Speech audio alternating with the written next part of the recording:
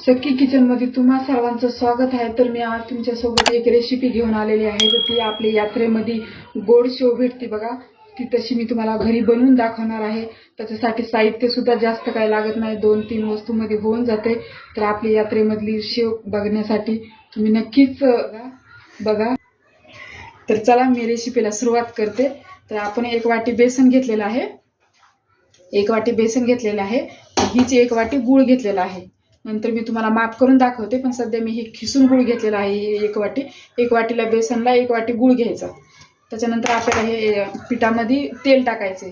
तर मी हे तेल पण घेतलेलं आहे अर्धा फुलपात्र, आणि थोडंसं पाणी एवढं लागणार नाही, पण आपण जसं लागेल तसं घेऊया। तर चला रेसिपीला सुरुवात करू। तर चला आपण ते पीठ मळून घेऊया। तर अशा मोठ्या भांड्यामध्ये पीठ परातीमध्ये टाकून घ्यायचं,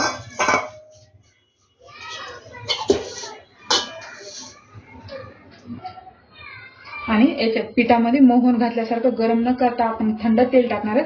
ते तेलामुळे आपली शेव खुसखुशीत होती। तर बघा,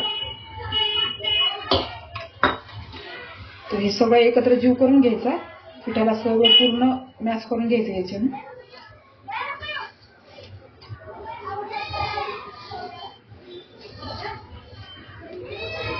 तर आम्हाला यात्रेमधली शेव खूप आवडायची, त्याच्यामुळे आम्ही घरी पण आता बनवतो।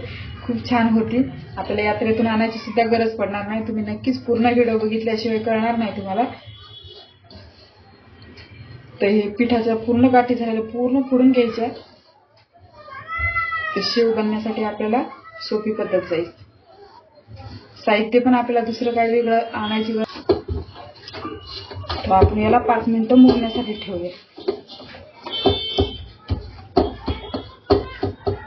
असा गोळा बनवून ठेवायचा। 5 मिनिटात तो एकदम असा मऊ होसर होतो। तर बघा, आपलं 5 मिनिट झालेलं आहे, तर पीठ पूर्ण असं नरम झालेलं आहे। तर चला मी तुम्हाला शेव कशी बनवायची दाखवते। तर आपले असे छोटे छोटे उंडे घ्यायचे। तर मी हे किचन पूर्ण साफ करून घेतलेलं, तर आपण खालून कारण मोठी त्याला हे करावं लागत आहे। आपण जशी जिलेबी वगैरे बनवतो तशी ते करावं लागत आहे, त्याच्यामुळं तर कोळपाटावर होणार नाही, त्याच्यामुळे मी किचन साफ करून हे याच्यावर बनवायसाठी घेतलेले। तर तुमच्याकडे पोळपाट मोठा असला तर तुम्ही त्याच्यावर पण करू शकता, किंवा परातीवर पण पाठीमागून उबडी घालून त्याच्यावर पण करू शकता। एकदम सोपी पद्धत आहे। तर मी तुम्हाला चाचणी पण सोप्या पद्धतीने दाखवणार आहे। तर असं या दाबून घ्यायचं, कारण ते फुटणार नाही तेलामध्ये टाकले।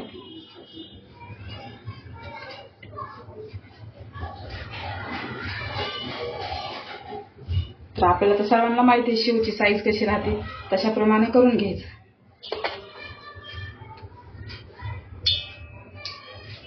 असं चाकूच्या साह्याने काटून घेऊन घ्यायचं। तर हे बघा, आपली शेव अशी झाली। आता ही तेलामध्ये टाकल्यानंतर पूर्ण फुगणार आहे।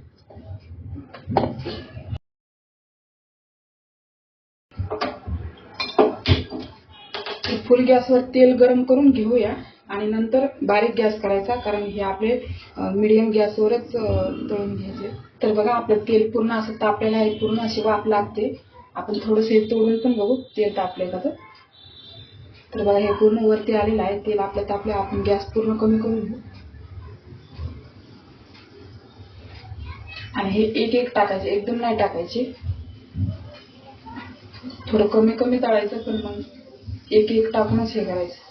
आपण जसं दुसरं तळतो ते एकदम टाकतो तसं नाही टाकायचं।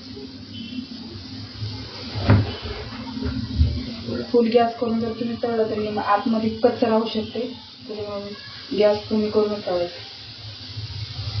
आणि लगेच पलटी पण नाही करायचं, 5 मिनिटं हे असंच राहू द्यायचं।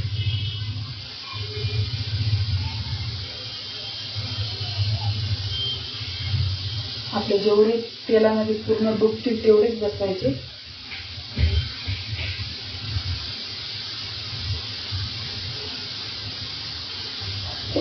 बघा, टाकून ते कमी गॅसवर तळून।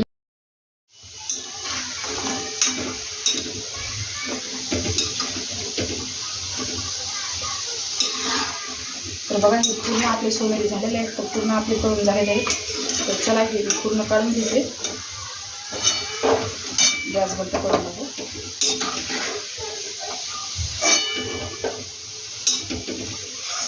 एकदम मस्त वास येतो.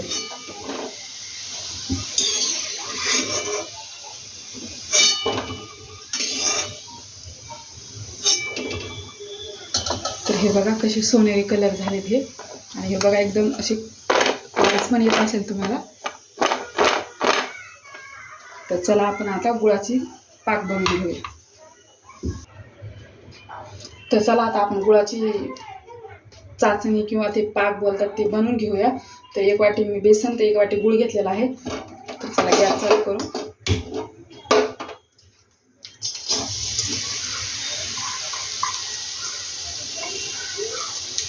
आणि आपल्याला याच्यात फक्त 2 घोट पाणी टाकायचे. पाणी जास्त नाही टाकायचं पण गुळ चिपकू नये म्हणून आपल्याला पाणी टाकायचं.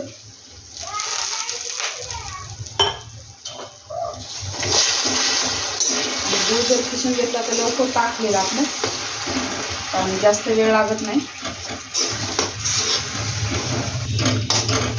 पूर्ण आपण पाक बनवून घ्यायचा. याच्यामध्ये ओवा पण टाकतात पण मी नाही ओवा टाकणार, कारण माझ्या मुलाला ओवा नाही टाकलेला आवडेल. त्याच्यामुळे तुम्ही ओवा पण टाकू शकता. आपण जशी यात्रेत बनवतो तशी बनवून दाखवणार आहे, कारण यात्रेमध्ये आधी शेवमध्ये नसतो ओवा.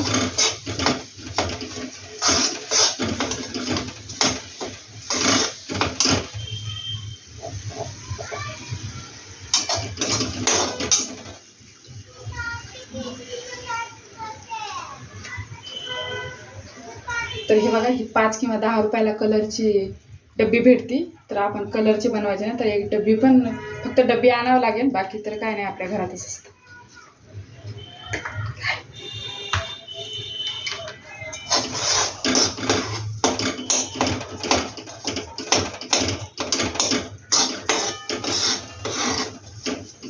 गुळाचे खडे सगळे फोडून घ्यायचे आपल्याला, पूर्ण पाक बनवून घ्यायचा.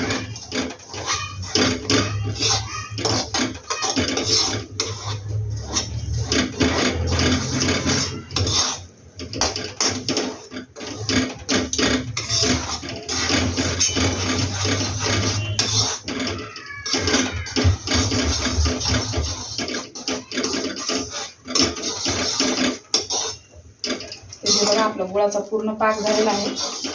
तर आपण गॅस मिडियम करून घेऊ. आणि आता आपण याच्यात कलर टाकू. कलर आपल्या अंदाजाप्रमाणे टाकायचं, आपल्याला जेवढं लाल पाहिजे तेवढं.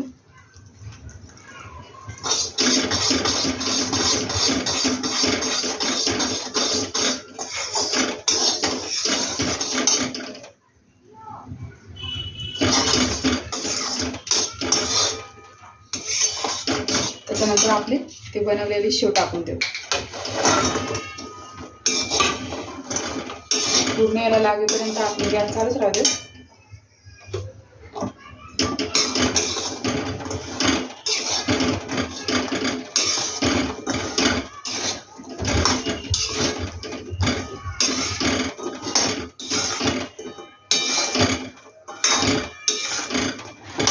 पातळ हे थंड झाल्याच्या नंतर पूर्ण ते आपल्या शेवला चिपकून जातं. सध्या पातळ आहे ना.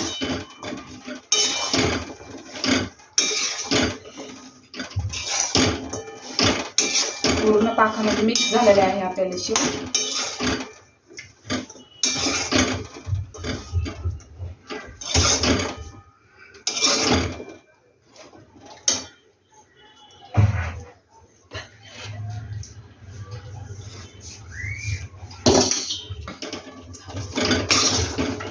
पूर्ण आपली शेव एकदम पाकामध्ये पूर्ण भिजलेली आहे.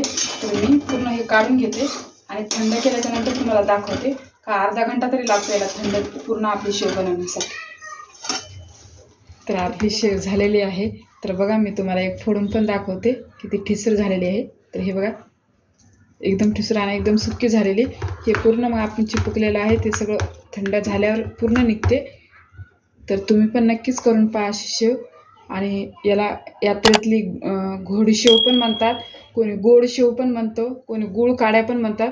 आमच्या गावाकडे घोडशेव म्हणतात याला. तर नक्कीच तुम्ही पण करून पहा.